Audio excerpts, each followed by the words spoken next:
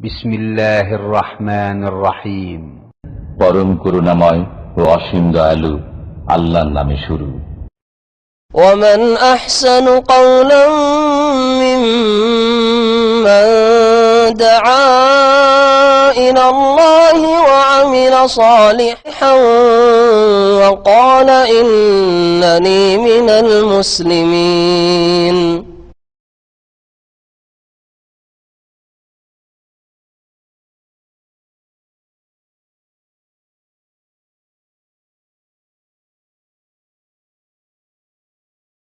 আসসালামু আলাইকুম ওয়া রাহমাতুল্লাহি ওয়া বারাকাতুহু। বিসমিল্লাহির রহমানির রহিম। আলহামদুলিল্লাহি রাব্বিল আলামিন ওয়াসসালাতু ওয়াসসালামু আলা সাইয়্যিদিল মুরসালিন নবিয়িনা মুহাম্মদ ওয়া আলা আলিহি ওয়া সাহবিহি আজমাইন।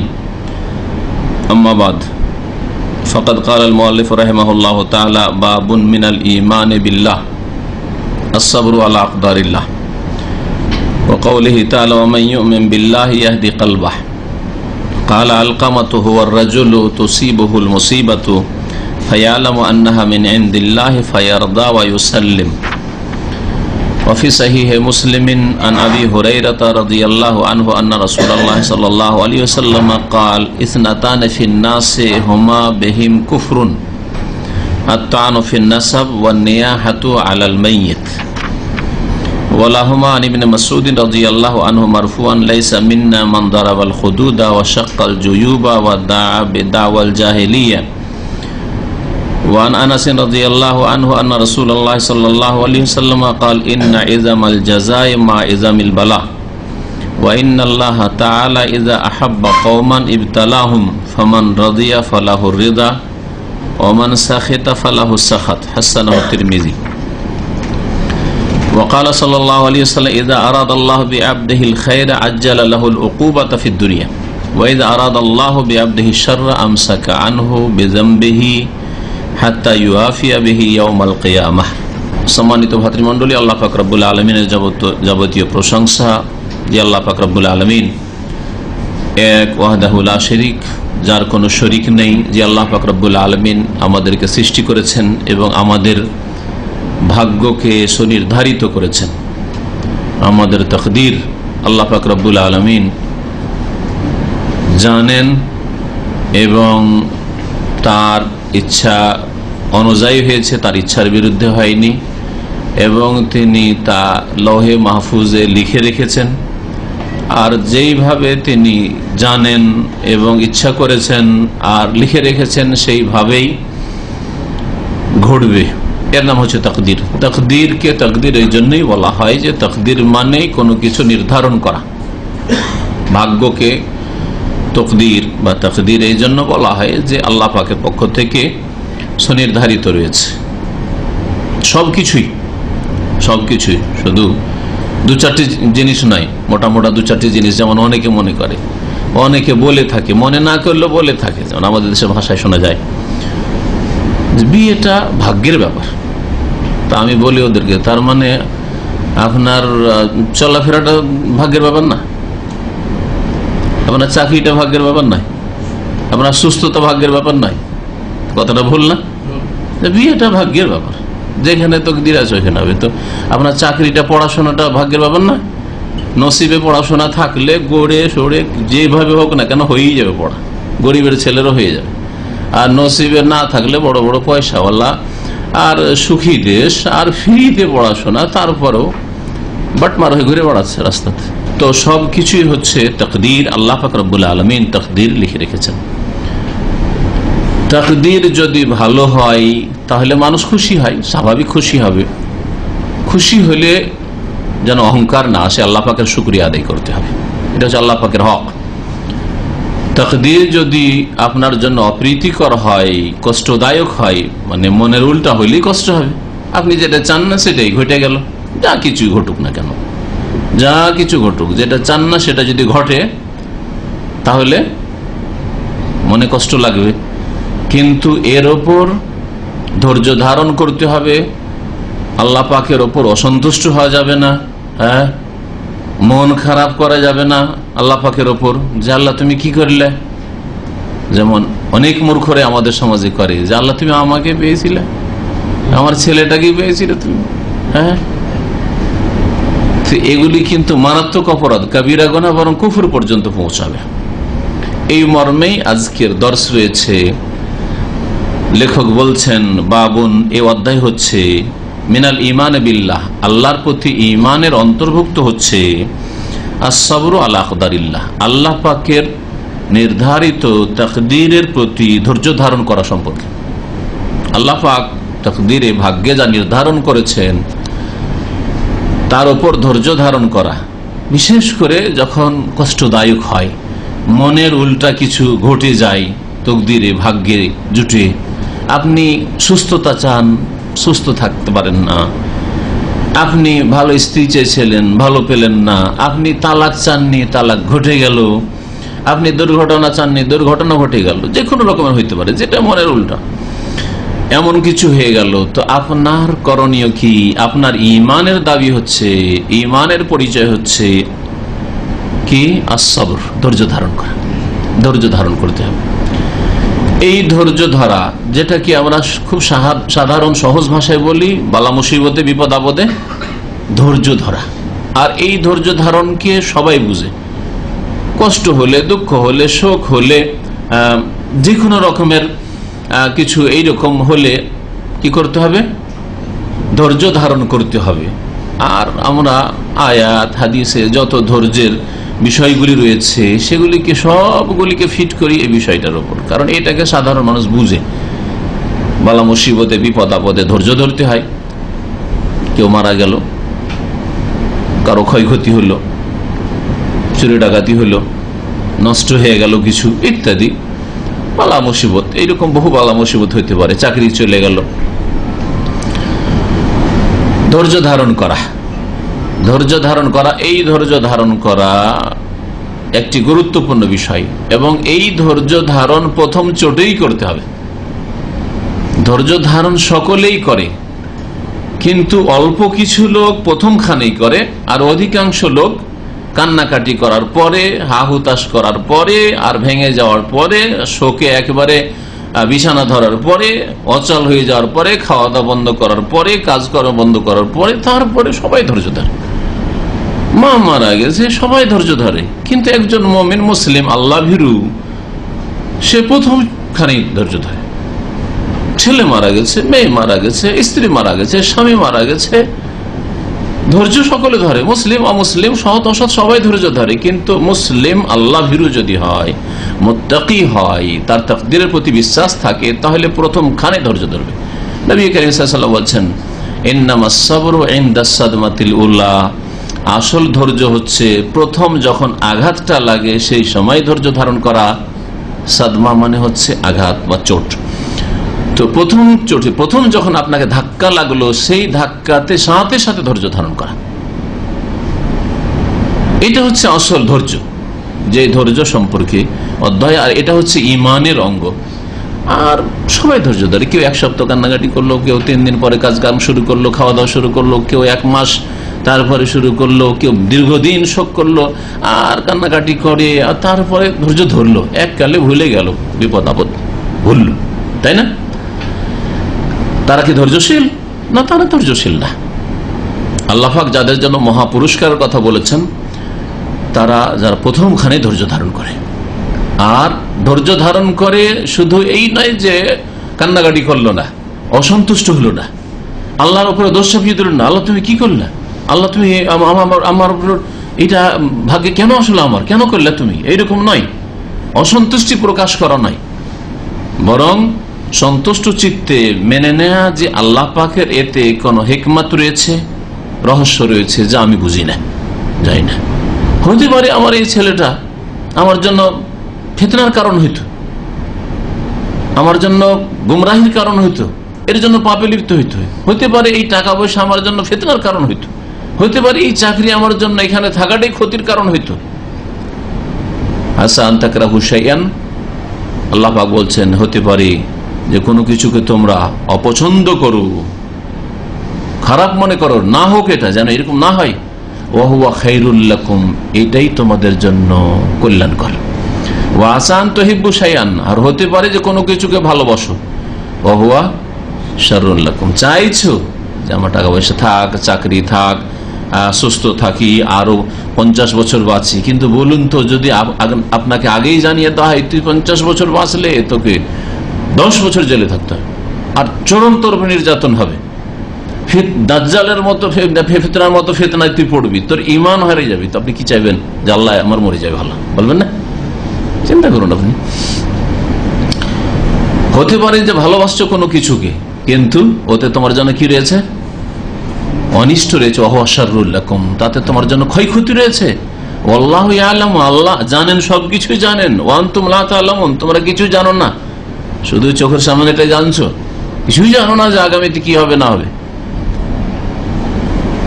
ইন্নী জাযাইতুহুমুল ইয়াওমা বিমা সাবারু আন্নাহুম হুমুল ফায়েজুন। আল্লাহ পাক ধৈর্য সম্পর্কে কোরআনে কারিমে বহু ফজিলত রয়েছে ধৈর্যের। ইন্নাল্লাহা মা'আস সাবিরিন, নিশ্চয় আল্লাহ ধৈর্যশীলদের সাথে রয়েছেন। তারপরে আল্লাহ বলছেন যে আরজি বললাম, ইন্নী জাযাইতুহুমুল ইয়াওমা বিমা সাবারু, কিয়ামতের দিন আল্লাহ পাক ঘোষণা করবেন, আজকে আমি উত্তম বদলা দিব ওই সব লোকদেরকে। কিসের বদলা দেব? বিমা সাবারু, কারণ তারা পৃথিবীতে সবর করেছিল, ধৈর্য ধারণ করেছিল। ধৈর্যের জন্য আজকে আমি বদলা দেব, জান্নাত দেব, আসো যারা ধৈর্য ধারণ করেছে। আন্নাহুম হুমুল ফায়েজুন, জেনে রাখো যে এরাই হচ্ছে আজকে সফল কামিয়াব। তাই ধৈর্যের বড় ফজিলত রয়েছে, ধৈর্যের বড় ফজিলত রয়েছে। কিন্তু ধৈর্যটা প্রথম খানে ধরতে হবে। প্রথমে যখনই আঘাত লাগলো, না কোনো পেরেশানি না, বিচলিত না, ক্ষয়ক্ষতি হয়েছে আলহামদুলিল্লাহ, চাকরি চলে যায় আলহামদুলিল্লাহ, যে আল্লাহ এখানে রিজিক দিচ্ছেন অন্য জায়গায় রিজিক দিবেন। এই ধৈর্যটাই আমাদের দেশের মানুষরা বুঝে। কিন্তু আরো দুইটি কিসিম রয়েছে ধৈর্যের। ধৈর্য 3 প্রকারের।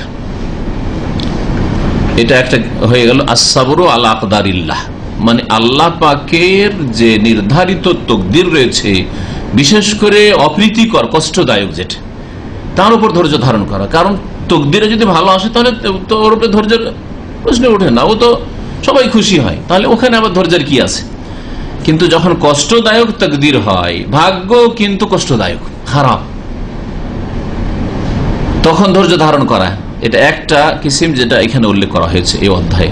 আর আরো দুটি রয়েছে। তার একটি হচ্ছে আস-সাবরু আলা তাআতিল্লাহ, আল্লাহ পাকের আনুগত্যের উপর ধৈর্য ধারণ করা, মানে আল্লাহ পাকের দ্বীনের উপর, যেটাকে কোরআনের অন্য ভাষায় ইস্তিকামা বলা হয়। ইন্নাল্লাযীনা ক্বালু রাব্বুনা আল্লাহু সুম্মা ইসতাকামু, মুমিন হয়ে দ্বীনের উপর অটল থাকা, সোজা চলা, অবিচল অটল থাকা, এই সিরাতে মুস্তাকিমে, জান্নাতের পথে, আল্লাহ পাকের পথে, আল্লাহ পাকের আনুগত্যের উপর নেকির কাজে অটল থাকা, ফরজ নামাজ ধরেছেন, জীবনে ছাড়ার প্রশ্ন উঠে না, যতই প্রতিকূল অবস্থা হোক। রোজা ছাড়া প্রশ্নই উঠে না, যাকাত ইয়েতে কোন কৃপণতার প্রশ্নে উঠে না, হজ আমাকে প্রথমখানি করতে হবে প্রশ্নে উঠে না এতে বিলম্বের, হেজাব পর্দা আমাকে করতে হবে, বন্ধুদেরকে বলছি আর তাদের অভিভাবককে বলছি, আমার মেয়েকে, আমার স্ত্রীকে হেজাব করাইতে হবে, এতে কোনো ছাড় নেই, কোনো প্রশ্নই উঠে না যে আল্লাহর আনুগত্যে কোন রকমের ঘাটতি করব। তাওহীদের উপর থাকতে হবে, সুন্নাহর উপর থাকতে হবে, বলেছে আল্লাহ পাকের আনুগত্য, তাআত, এর উপর ধৈর্য ধারণ করা প্রতিকূল অবস্থায়। শিরক বিদআতের ঝড় চলছে, বেদিন বেনামাজিদের ঝড় চলছে, ফিতনা, তার মধ্যে দ্বীনের উপর, নামাজের উপর, তাওহীদের উপর, সুন্নাহর উপর অটল থাকা, ইস্তিকামা। আস-সাবরু আলা তাআত, এটা হচ্ছে ধৈর্য ধারণ। এখানে ধৈর্যের প্রয়োজন রয়েছে। আপনার যদি ধৈর্য না থাকে তাহলে মাঝে মধ্যে আপনি নামাজ ধরবেন, আবার ছুটে যাবে, মাঝে মধ্যে রোজা রাখছেন, খুব কষ্ট হচ্ছে, যাক আর রাখবো না, 2-4-5টা রাখি, আবার ছেড়ে দিলাম, আজকে ছেড়ে দিলাম, কালকে রাখো, ধৈর্য নেই। তাহলে ধৈর্য ধারণ করতে না পারলে কেউ ফরজ ওয়াজিব আদায় করতে পারবে না। ধৈর্য যার মধ্যে নেই সেই ব্যক্তি আল্লাহ পাকের হক কখনো আদায় করতে পারবে না পুরোপুরি। ধৈর্যের প্রয়োজন রয়েছে। আর 3 নম্বর ধৈর্য হচ্ছে আস-সাবরু আন মাসিয়াতিল্লাহ, আল্লাহ পাকের নাফরমানি, বিরুদ্ধাচরণ থেকে ধৈর্য ধারণ করা। জীবনে আল্লাহ নাফরমানি না করা, জীবনে শিরক করব না, আমাকে কেটে ফেলে দিলে শিরক করব না, আমি বিদআত করব না, যদিও গ্রাম থেকে আমাকে উচ্ছেদ করে দেয়, হিজরত করতে হয়, তারপর আমি বিদআত করব না। হ্যাঁ, আমি গুনার কাছে যাব না, যতই আমাকে সুযোগ দেওয়া হোক, প্রলোভন দেওয়া হোক, জেনার সব কিছুই কেউ জানতে পারবে না, এইরকম সুযোগ। তারপরেও বারবার ওই মহিলাই টেলিফোন করছে। এরকম অনেক সময় ঘটছে আজকালকার মোবাইলের যুগে। আমাদের কয়েক সপ্তাহ আগে এক ভাই বলছে যে আমাকে টেলিফোন করে পেরেশান করে দিল, রাতের 2-3টে টেলিফোন চলে আসে। তাহলে এইখানেই ধৈর্যের প্রমাণ দিতে হবে যদি ইমান বাঁচাতে হয়। এইরকমই আজকাল জুয়ার, থাইল্যান্ডের যে মার্কেট, হ্যাঁ, লটারি, চোখের সামনে দেখছেন আমার কোম্পানিতে 1 লাখ রিয়াল জিতে গেল। ধৈর্যের প্রয়োজন রয়েছে। আরে ওই 1 লাখ পেয়ে গেল, যদি আমি পেয়ে যাই তাহলে এতদিন 10 বছর, 1 লাখ আমার 10 বছর লেগে যাবে। প্রয়োজনটা কি থাকার? একবারে নিয়ে টান দিলাম দেশে। ধৈর্যের প্রয়োজন রয়েছে গুনাহ থেকে বাঁচার জন্য। ইউসুফ আলাইহিস সালাম যদি ধৈর্য না ধরতেন তাহলে কোন শক্তি তাকে বাঁচাতো আল্লাহ পাক ছাড়া? হ্যাঁ, কি ধৈর্য সেখানে। ডাকছে, আসবে না তুমি, লাইউস জানান না, অবশ্যই জেলে যেতে হবে, বলে এখন নামে সাগেরিন, আর লাঞ্ছিত হয়ে থাকবে, লাঞ্ছিত হয়ে জেলে পড়ে থাকবে, সরবে জেলে। আমার মনের বাসনা পূরণ করবে না তুমি? সুবহানাল্লাহ। আজকালকার অধিকাংশ মুসলিম, আরে আমার কি দোষ, ওই তো ডেকেছে, হ্যাঁ আমি কোন দোষ করলাম? আর যদি নাই যেতাম তো আমার জন্য তো বিপদ ছিল। লা হাওলা ওয়ালা কুওয়াতা ইল্লা বিল্লাহ। কোথায় ধৈর্য তাহলে?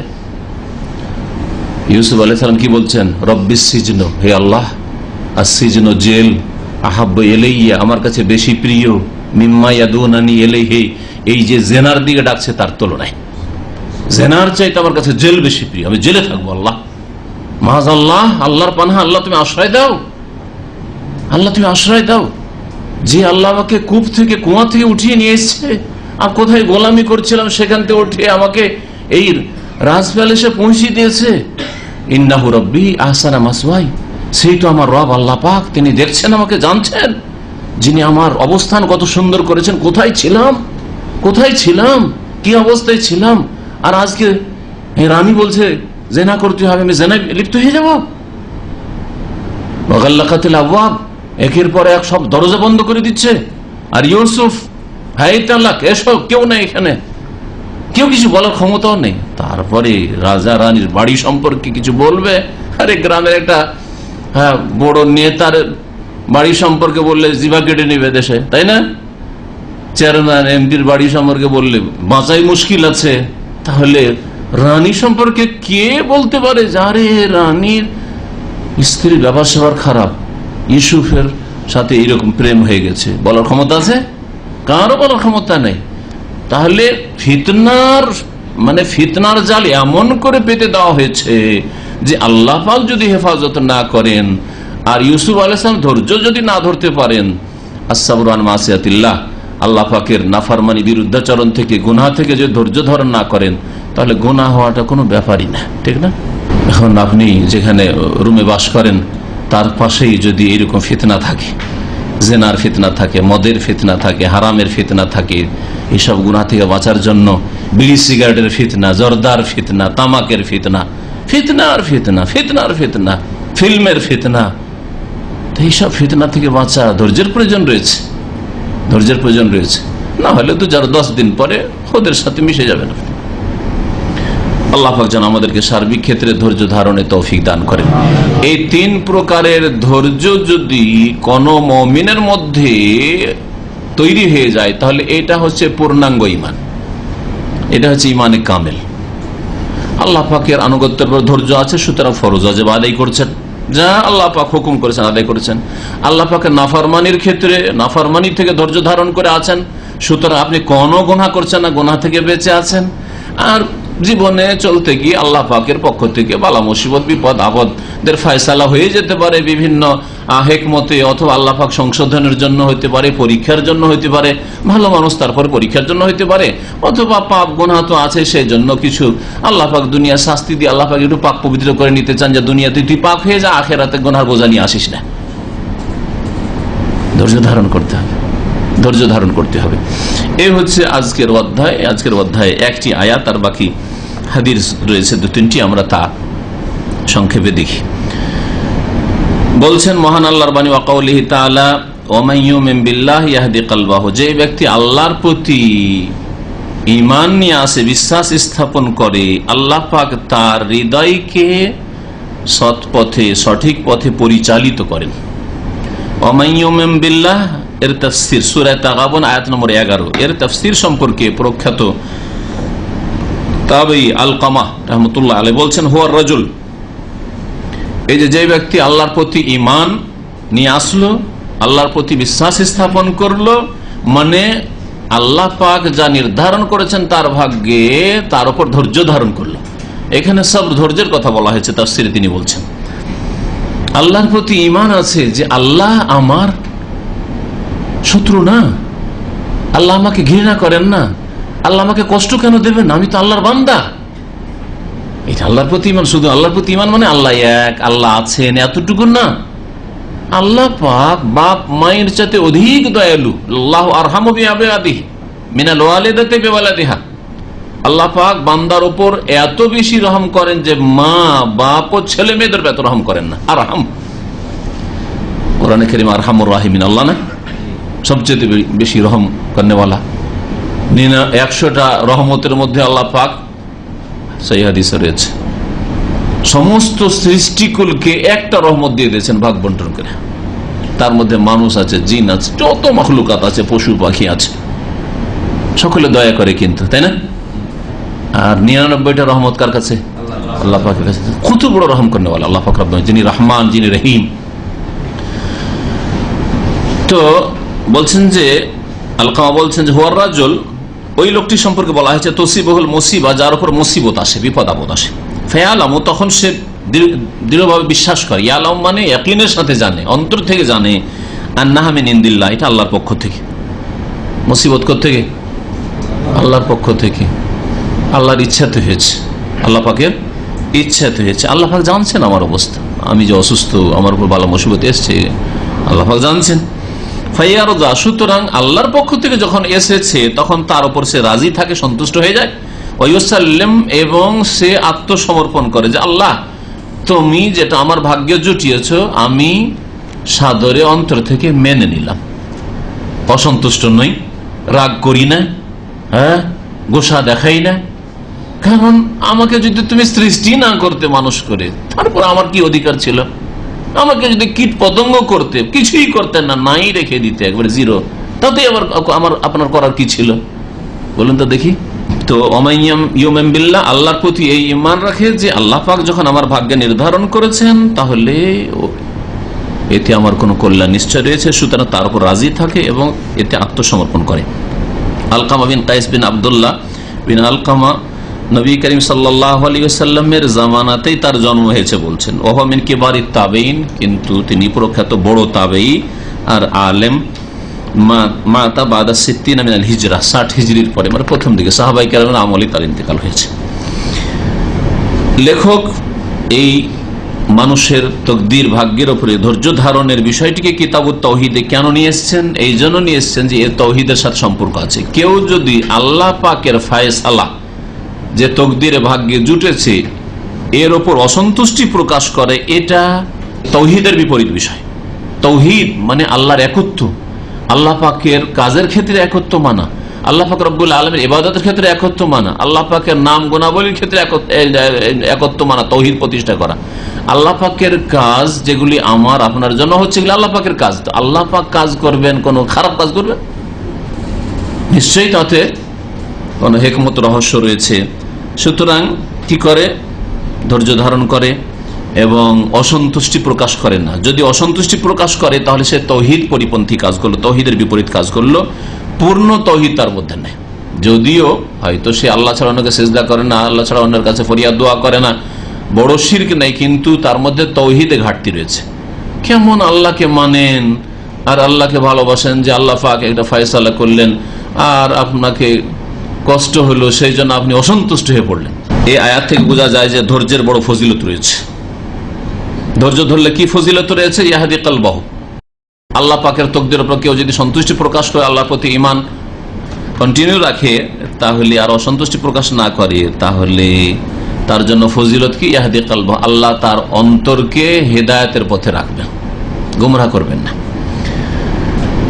এই আয়াত থেকে আরো জানলাম যে আমলটাও ইমানের অন্তর্ভুক্ত, যেটা আকীদার বিষয়। আমলটাও কিসের অন্তর্ভুক্ত?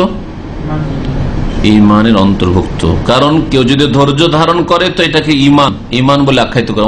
বিল্লাহ, ধৈর্য ধারণ করাকে ইমান বলা হয়েছে। ধৈর্য ধারণ করা হচ্ছে অন্তরের হেদায়েতের উপায়। অন্তরের হেদায়েত পাওয়ার উপায় হচ্ছে ধৈর্য ধারণ করা। আর ধৈর্যশীলের পুরস্কার হচ্ছে হেদায়েত। ধৈর্যশীল ব্যক্তির যে ধৈর্য ধারণকারী, তার জন্য আল্লাহ পাক কি পুরস্কার রেখেছেন? আপনি ধৈর্য ধরেন, আল্লাহ পাক আপনাকে গুমরাহিতে ঠেলে দিবেন না, বরং আল্লাহ পাক হিদায়াত রাখবেন। ওয়াফি সহিহ মুসলিম, সহিহ মুসলিমে রয়েছে আবু হুরায়রা রাদিয়াল্লাহু তাআলা আনহু থেকে বর্ণিত, আন্না রাসূলুল্লাহ সাল্লাল্লাহু আলাইহি ওয়াসাল্লাম قال, রাসূলুল্লাহ সাল্লাল্লাহু আলাইহি ওয়াসাল্লাম বলেছেন, ইসনাতানি ফিন নাসি হুমা বিহিম কুফরুন, দুইটি স্বভাব রয়েছে মানুষের। ইসনাতানে মানে খাসলাতান, ইসনাতান মানে দুইটি কি রয়েছে? খাসলাতানে ইসনাতানে, দুইটি খারাপ স্বভাব রয়েছে মানুষের। এখানে ভালো স্বভাবের কথা বলা হয়নি, মন্দ স্বভাবের কথা বলা হয়েছে। দুইটি মন্দ স্বভাব রয়েছে ফিন্নাসে, মানুষের মাঝে, মানে অনেক মানুষের মধ্যে, সবার মধ্যে। হোমা বেহিম কুফরুন, এই দুইটি বদ স্বভাবের কারণে তাদের মধ্যে কুফরি বিরাজ করে। কুফরি থাকলে যে বড় কাফের হয়, সবসময় বড় কাফের হয় না। ওলামারা যারা ভাষাবিদ, গ্রামারের পণ্ডিত, তারা বলেছেন যে আরবি গ্রামারে কুফরুন আর আল কুফরু দুটাতে পার্থক্য আছে। কুফরুন যদি নাকেরা অনির্দিষ্ট করে বলা হয় তাহলে এটা ছোট কুফরিকে সাধারণত বোঝায়, আর আল কুফর যদি বলা হয় বা কাফারা বলা হয় তাহলে বড় কুফরিকে বোঝায়।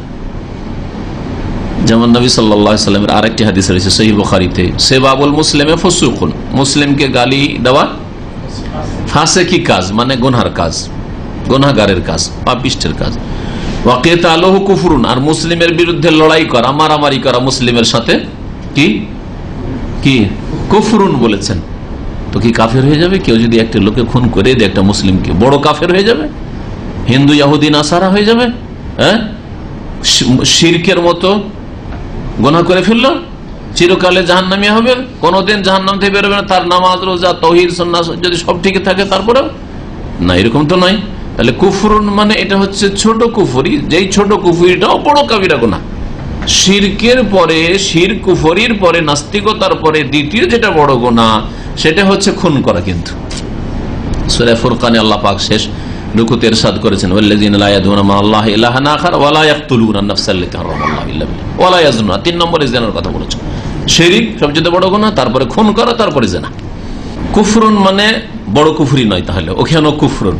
মুসলিমের বিরুদ্ধে লড়াই করা, অস্ত্র ধরা, হচ্ছে মারামারি করা মুসলিমের সাথে, কুফরি কাজ মানে ছোট কুফরি, মানে আল্লাহর নিয়ামতের নাশুকরি করলো, আল্লাহ পাক যে ইমানি ভ্রাতৃত্ব দিয়েছে, ইসলামিক বন্ধন দিয়েছে, সেটার শুকরিয়া আদায় করলো না, নষ্ট করলো। আর এই ছোট কুফরি ধীরে ধীরে বাড়াবাড়ি করলে বড় কুফরি পর্যন্ত পৌঁছতে পারে। ধরেন একটা লোক খুন করছে একটা মুসলিমকে, তারপর তাকে উপদেশ দেওয়া হচ্ছে যে আপনি কি অন্যায় কাজ করেন, আপনি মুসলিমের বিরুদ্ধে অস্ত্র ধারণ করছেন, আপনি মুসলিমকে খুন করেন, আপনি কি হবে? একে মারা হালাল দিল বলে। যদি হারামকে কেউ হালাল বলে তাহলে বড় কাফের হয়ে যায়। দেখলেন, ছোট কুফরি বড় কুফরি পর্যন্ত পৌঁছায় মানুষকে, ছোট কুফরি বড় কুফরি পর্যন্ত পৌঁছায়। ওই রকমই ছোট শিরক বড় শিরক পর্যন্ত পৌঁছায়। তাবিজ তোমার করতে করতে কবর মাজারে সিজদা করা শুরু হয়। ছোট শিরক বড় শিরক পর্যন্ত পৌঁছায়, আর ছোট কুফরি বড় কুফরি পর্যন্ত পৌঁছায়। তাহলে মুসলিমদের মধ্যে একটি বদ স্বভাব থেকে যাবে, দুটি বদ স্বভাব থেকে যাবে। যেই দুটি বদ স্বভাব হচ্ছে কুফরি চরিত্র, কাফেরদের চরিত্র, সেটা মুসলিমের মধ্যে থাকা মোটেই বাঞ্ছনীয় নয়। একজন মুসলিমের মধ্যে থাকবে, এটা হওয়া উচিত নয়। প্রথমটি কি? আত-তা'নু ফিন নাসাব, বংশ সম্পর্কে দোষ ত্রুটি খোঁজ করা, কারো বংশের দোষ ত্রুটি তুলে ধরা, আইব দোষ চর্চা করা। যেমন বলে, আরে এই লোকটা না যারও সন্তান, এই লোকের বাপের ঠিক নেই, কার যে জন্ম, এই মেয়েটার বাপের ঠিক নাই, বংশের দোষ তোলা, এইরকম একটা। আর এছাড়াও হইতে পারে, এছাড়া হয়তো এইরকম করলো না, যারও সন্তান, বা এইদিকে ইঙ্গিত করলো না, কিন্তু বলে এই বংশটা ভালো না, এই বংশ ভালো না, এই বংশ খারাপ, এই জাতি খারাপ, জাতি মানে খারাপ, যেমন জাতি তুলে অনেকে কথা বলে না, ওই প্রত্যেক জাতিতে খারাপ রয়েছে, ভালো রয়েছে। পৃথিবীতে এমন কোন জাতি পাবেন না আপনি, হ্যাঁ, যে সেই জাতির সকলেই খারাপ, আর এমন কোন জাতি পাবেন না যে সকলে ভালো। মক্কা মদিনায় বাস করলেও, হ্যাঁ, ওরাই সবচেয়ে শ্রেষ্ঠ বংশ, শ্রেষ্ঠ জাতি, তাই না? যে বংশে আল্লাহ পাক শেষ রাসূলকে পাঠিয়েছে, সবচেয়ে আল্লাহ পাকের প্রিয় বান্দাকে পাঠিয়েছেন, কিন্তু কুরাইশের মধ্যে কত খারাপ লোক পয়দা হয়েছে, আবু লাহাবের মতো লোক পয়দা হয়েছে, হ্যাঁ, উতবা, সাইবা, রাবিয়া, আবু জাহাল, এগুলো পয়দা হয়েছে।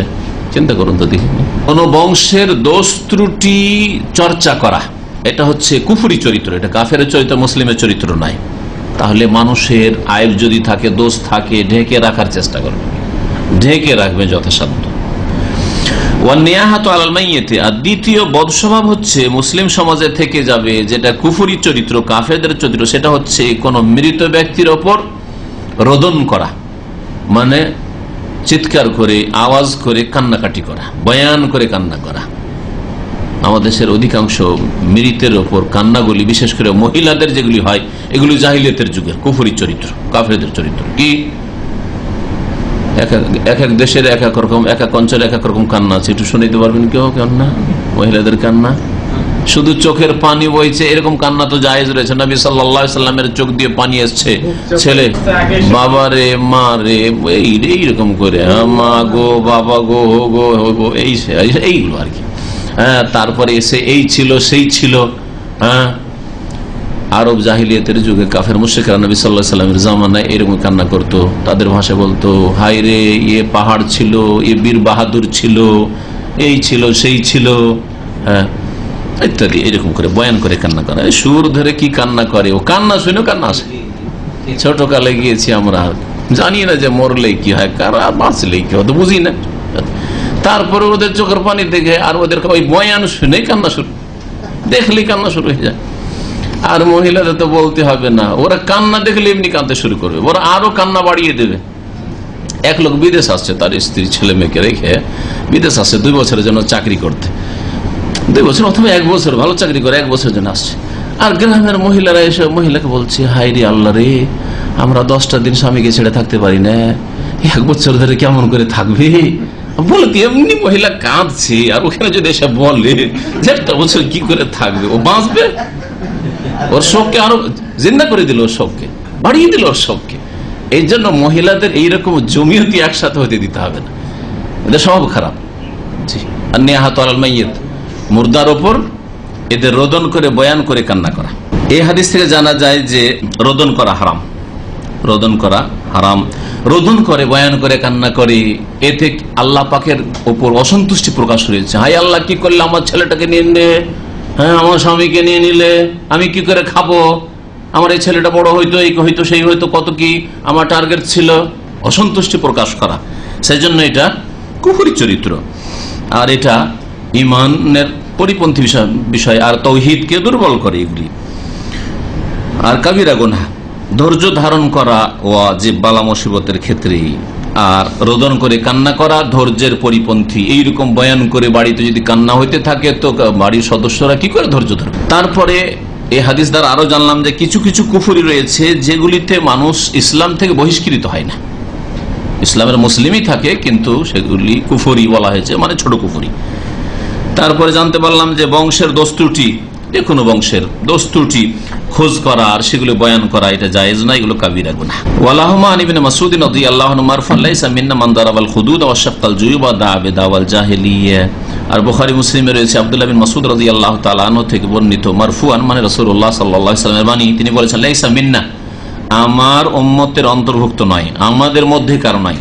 কে, কারা? মান দারাবাল খুদুদা, যারা গাল চাপড়ায়। গাল বলে মুখমন্ডলী উদ্দেশ্য করা হয়েছে, সে কপালে মারুক, আর গালে মারুক, আর মুখে মারুক, আর জাতে মারুক। তো যারা মুখ চাপড়ায়, গাল চাপড়ায় বা কপাল চাপড়ায়, বালা মুসিবত আসলে হাই রে কি হইলো, হাই হ্যাঁ করে, এরা আমার দলভুক্ত না, আমার উম্মতের না। তার মানে কাবিরা গুনাহ এটা। ওয়াশাক্কাল জুয়ুব, আর কাপড় চোপড় ফাড়ে। জুয়ুব বলা হয় এই জামার এই ফাটলটাকে, যেটাতে বোতাম লাগানো আছে, যেটা দিয়ে আমরা মাথা ঢুকাই জামার মধ্যে, কামিজের মধ্যে। তো যারা এগুলোকে ফাড়ে, কাপড় চোপড় ফিরে ফেলে দিচ্ছে, মাথা আছড়াচ্ছে, এগুলি হচ্ছে জাহিলিয়াতের চরিত্র, কাফেরদের চরিত্র। এই সব লোকেরা, নারী হোক আর পুরুষ হোক, আমার দলভুক্ত নয়। নবী সাল্লাল্লাহু আলাইহি ওয়াসাল্লাম বলছেন ওয়াদাবে দাওয়াল জাহিলিয়া, আর জাহিলিয়াতের ডাক যারা ডাকে, মানে জাহিলিয়াতের যুগে যেইভাবে কান্না করত আর শোক প্রকাশ করত, মাতম করত, ওই রকম যারা করে তারা আমার উম্মতের লোক না।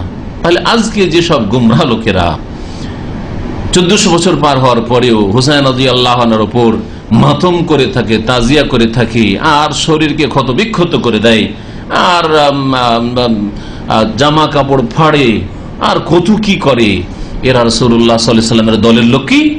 নবী সাল্লাল্লাহু আলাইহি ওয়াসাল্লাম নিজে বলছেন, বুখারী মুসলিমের হাদিস, লাইসা মিন্না, এরা আমার অন্তর্ভুক্ত না, আমারও দলের লোক না। এগুলি কাবিরা গুনাহ কেন?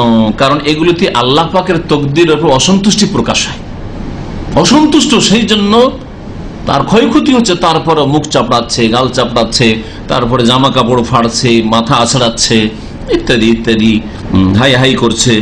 এগুলি হচ্ছে কাবিরার অন্তর্ভুক্ত কাবিরা গুনাহ। আল্লাহ পাকের তাকদীরের উপর অসন্তুষ্টি প্রকাশ করা কাবিরা গুনাহ, কথার দ্বারা হোক অথবা কাজের দ্বারা হোক, কথার দ্বারা হোক অথবা কাজের দ্বারা হোক। আর কখনো কখনো সেটা বড় কুফরি পৌঁছিতে পারে, সেটা যদি সীমা ছড়িয়ে যায়।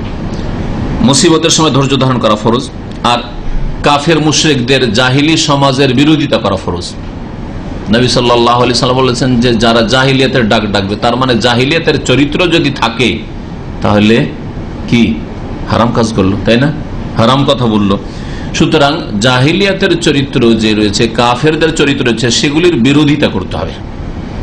কাফেররা জাতীয়তার ডাক দেয়, আমাদেরকে তার বিরোধিতা করতে হবে। আমাদের জাতীয়তা ইসলাম, আর আমাদেরও যদিও জাতীয়তা থাকে ভাষাগত, আমি বাঙালি ভাই, আপনিও বাঙালি, তাহলে এটা জাহিলিয়াতের ডাক। আপনি ওই দেশি, আমিও ওই দেশি, হ্যাঁ, তাহলে জাহিলিয়াতের ডাক। আমি ওই ডিস্ট্রিক্টের, আপনি ওই ডিস্ট্রিক্টের ভাই, আমাদের অসুবিধা নেই, দেখবো ওদেরকে।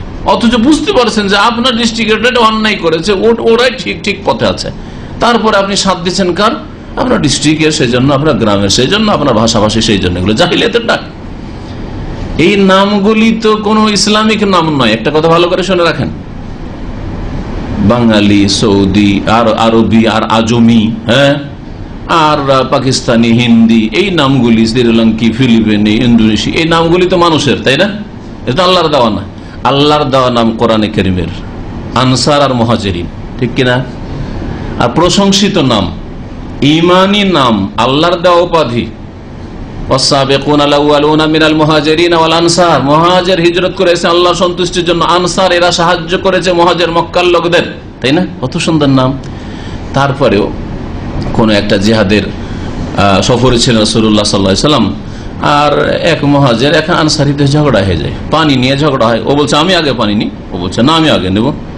দিয়ে মুহাজিরটা আনসারকে, ওই আনসার যুবকটাকে একটা লাথি মেরে দিয়েছে। তখন আমাকে তো মেরে দিল, চিৎকার করেছে, ইয়া আল আনসার, হে আনসারীরা, আমাকে বাঁচাও, আমাকে রক্ষা করো, আমাকে মেরে দিয়েছে। এই ধরে আমার তো জান বাঁচবেন, আমাকে মেরে হত্যা করে দিবে, রাসূলুল্লাহ জানতে পারবেন না, ঘটনা ঘটে যাবে। তাহলে ইয়া আল মুহাজিরিন, হে মুহাজিরিনরা, আমাকে উদ্ধার করো, বাঁচাও, মেরে ফেলে দিবে আমাকে। সুবহানাল্লাহ। সাথে সাথে রাসূলুল্লাহ সাল্লাল্লাহু আলাইহি ওয়াসাল্লামের কাছে খবর পৌঁছে যাচ্ছে যে ঝগড়া লেগে গেছে, মারামারি শুরু হয়ে গেছে। দুই দল দুই দিকে হাজির, অস্ত্র নিয়ে। মুহাজির আনসারকে মারবে, আনসার মুহাজিরকে মারবে। সুবহানাল্লাহ, কি হয়ে গেল? আরে আবার ফিরে আসলো ওই জাহিলিয়াতের যুগে। রাসূলুল্লাহ সাল্লাল্লাহু আলাইহি ওয়াসাল্লাম এই তোমাদের অন্তরকে মিলিয়ে দিলেন, হঠাৎ করে এরকম অবস্থা। শুধু একটা পানির ঘটনা নিয়ে। শয়তান কত চালাক, মানুষকে লড়িয়ে দেওয়ার জন্য, মুসলিমদেরকে লড়িয়ে দেওয়ার জন্য এই দুটো যে ডাক দিয়েছিলেন, নামগুলো খারাপ নাম ছিল কি? ও বলছে আনসারীরা, এ বলছে মুহাজিররা, নামগুলো তো সুন্দর নাম দিয়ে ডেকেছিল, তো বলেনি যে আরবি। ও বলছে না রে, এই আমার দেশে মিশরি, হ্যাঁ, কথা বলে না। তারপর নবী সাল্লাল্লাহু আলাইহি ওয়াসাল্লাম বলছেন আবে দাওয়াল জাহিলিয়া, আরে জাহিলিয়াতের ডাক ডাকা শুরু করে দিয়েছো। মুহাজিরকে ডাকছে রক্ষা করো, আনসারকে ডাকছে জাহিলিয়াতের ডাক ডাকছো। তাহলে চিন্তা করুন, জাতীয়তা কত বড় অপরাধ ইসলামে।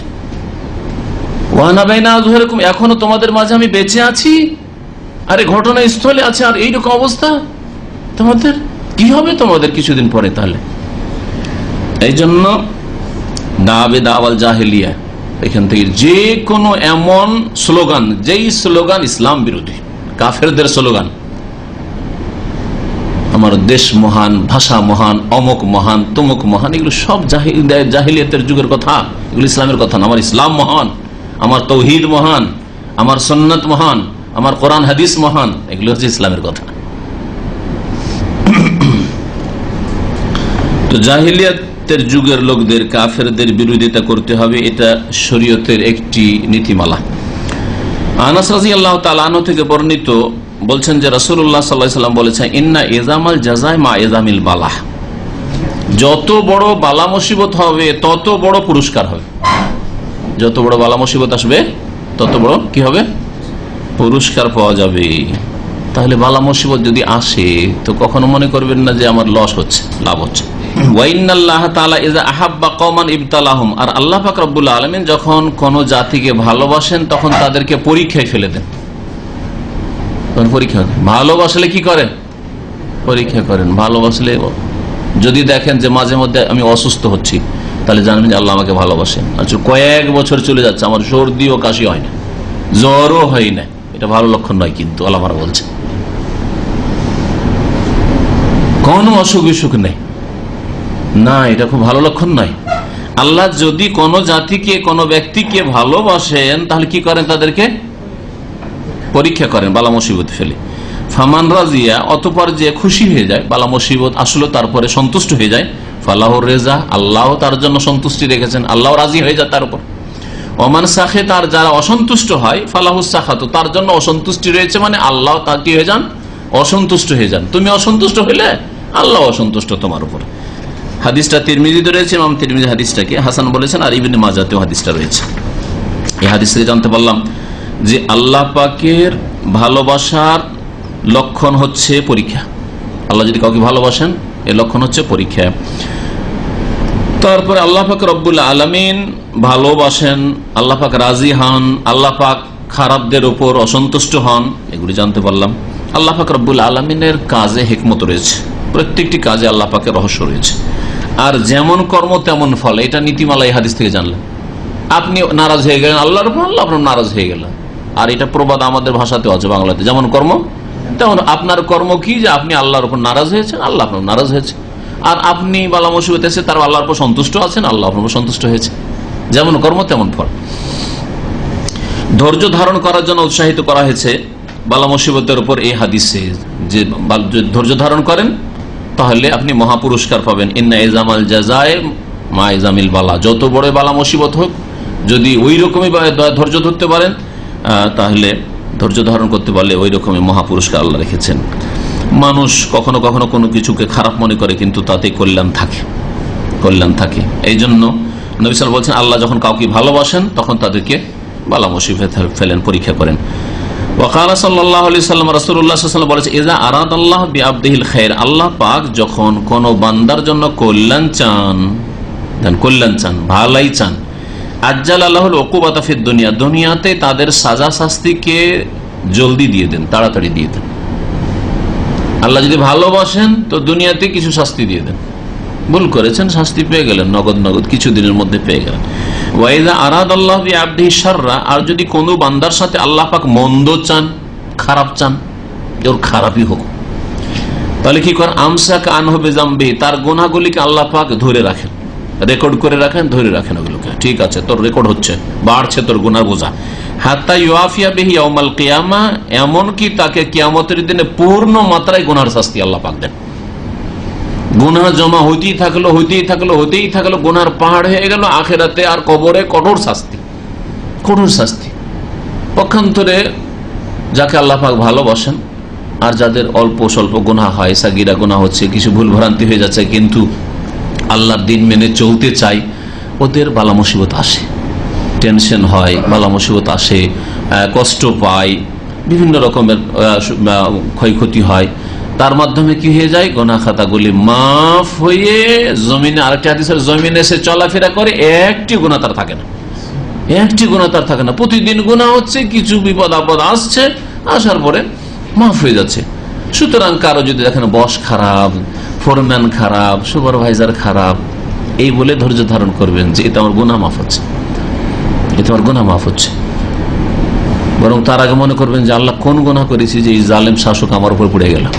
তো জালেম শাসক, জালেম ফোরম্যান, সুপারভাইজার যখন এরকম জ্বালাচ্ছে, তার মানে আমার গুনাহ হচ্ছে আমাদের গুনার কারণে, আমার গুনার কারণে, আমার সাথী সঙ্গীর গুনার কারণে এগুলো হচ্ছে।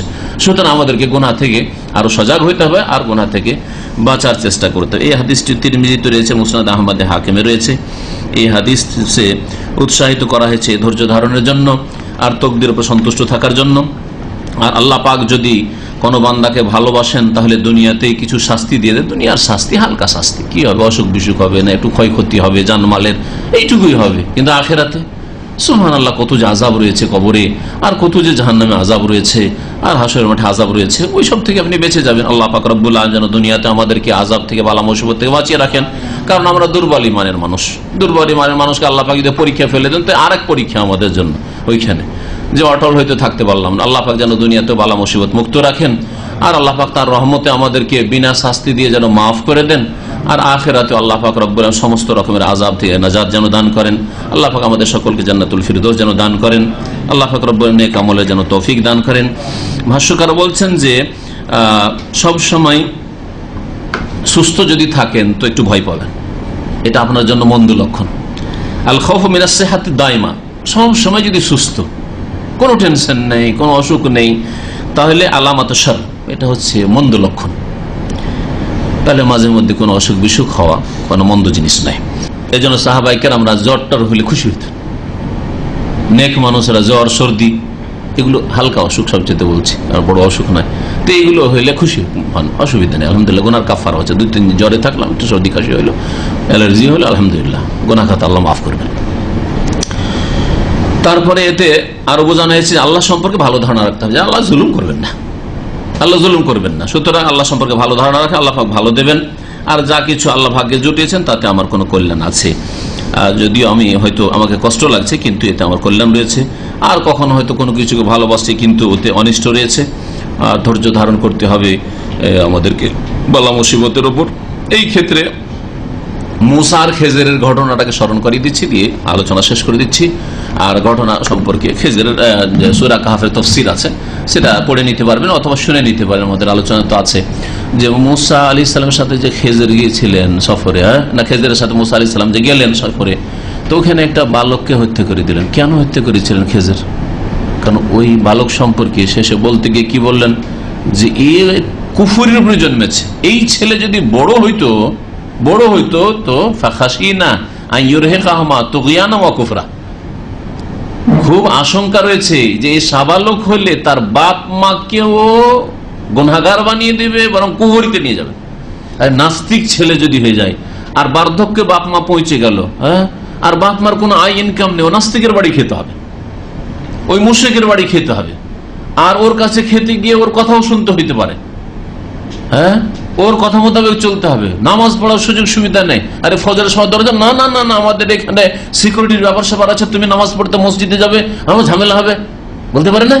আর এগুলো হচ্ছে বাপ মা নামাজি, বাপকে নামাজ পড়তে যেতে দেবে না, ফজরে এসে নামাজ পড়তে যেতে দেবে না, বেনামাজি, আসলে ও নাস্তিক। তাহলে এইরকম ছেলের চাইতে না খাই ভালো। আল্লাহ পাক হেফাজত করবেন, আল্লাহ পাক রব্বুল আলামিন। তো আল্লাহ পাকের যে কোনো বালা মুসিবতে হিকমত রয়েছে। আল্লাহ পাক রব্বুল আলামিন যেন আমাদের ভুল ভ্রান্তি মাফ করে দেন। আল্লাহ পাক আমাদেরকে নেক আওলাদ যেন দান করেন। আল্লাহ পাক রব্বুল হালাল রিজিকে যেন বরকত দান করেন। আল্লাহ পাক আমাদের সকলকে জান্নাতুল ফিরদৌস যেন দান করেন। ওয়া সাল্লাল্লাহু আলা নবিয়িনা মুহাম্মদ ওয়া আলা আলিহি ওয়া সাহবিহি আজমাইন। খেজর নবী, খেজর ওলি না। এখন এই পীর ভণ্ডরা সুফিরা ওকে ওলি বানিয়ে ওরা এমন নিজের স্বার্থ হাসিল করতে চাইছে যে আমরাও সব জানতে পারি, হ্যাঁ, কাশ পেয়ে যায় আমাদের জন্য। মিথ্যা কথা। খেজর নবী যেমন মুসা আলাইহিস সালামের কাছে ওহী হইতো, খেজরের কাছে ওহী হইতো, কিন্তু মুসা আলাইহিস সালামের কাছে দিনের বিধিবিধানের ওহী হইতো, খেজর আলাইহিস সালামের কাছে এইরকম রহস্যগুলির তত্ত্বর এই ওহী হইতো, যে এইগুলোতে এইগুলাই গুড় রহস্য রয়েছে, তত্ত্ব রয়েছে, হিকমত রয়েছে। হ্যাঁ, তো এমন এই জন্য খেজর বলছেন যে দেখো মুসা, তোমার কাছে এমন ইলম আছে যেটা আমার কাছে নেই। তার মানে এই নয় যে খেজর মুসার চাইতে বেশি জানতো, খেজর নবী শুধু, আর মুসা হচ্ছে রসুল, রসুল নবীর চাইতে শ্রেষ্ঠ। তার উপর তাওরাত নাযিল হয়েছে, খেজরের উপর কোনো কিতাব নাযিল হয়নি, বুঝা গেছে। কিন্তু তিনি বলছেন যে তোমার কাছে এমন ইলম আছে যেটা আমার কাছে নেই, আর আমার কাছে কিছু ইলম আছে যেটা আপনার কাছে নেই। যেমন ডাক্তার আর আমি, আরে ডাক্তারের কাছে, শরীরের ডাক্তারের কাছে এমন এলিম আছে যেটা আমার কাছে নেই, কিন্তু আমার কাছে যে কোরআন হাদিসের এলিম আছে যেটা তার কাছে নেই। কোনটা এলিম বেশি গুরুত্বপূর্ণ? আপনি বুঝতে পারছেন, তাই না? তো ওই রকম। তার মানে এই নয় যে ডাক্তার MBBS বা MD হয়ে গেছে সেজন্য আমার চাইতে শ্রেষ্ঠ, কখনো না। বা আমার মতো কারো যারা কোরআন হাদিসে এলিম রাখে তার চাইতে শ্রেষ্ঠ, এই কথা নাই। বুঝতে পেরেছেন? ওই রকমই তো এইরকম। আর ওই ভণ্ডদের কথা, ভণ্ড আমি যে বলি না, তিনি নবী ছিলেন, খেজের নবী ছিলেন। যেমন অনেকে আজকাল ব্যাচেলার রুমে, বিশেষ করে কাফেরদের দেখা দেখি হাফ প্যান্ট জাঙ্গিয়া পরে রুমে ঘোরাঘুরি করে বা থাকে, ঠিক নয়। এটা মুসলিমের জন্য যদিও জায়েজ আছে, কিন্তু ঠিক নয়।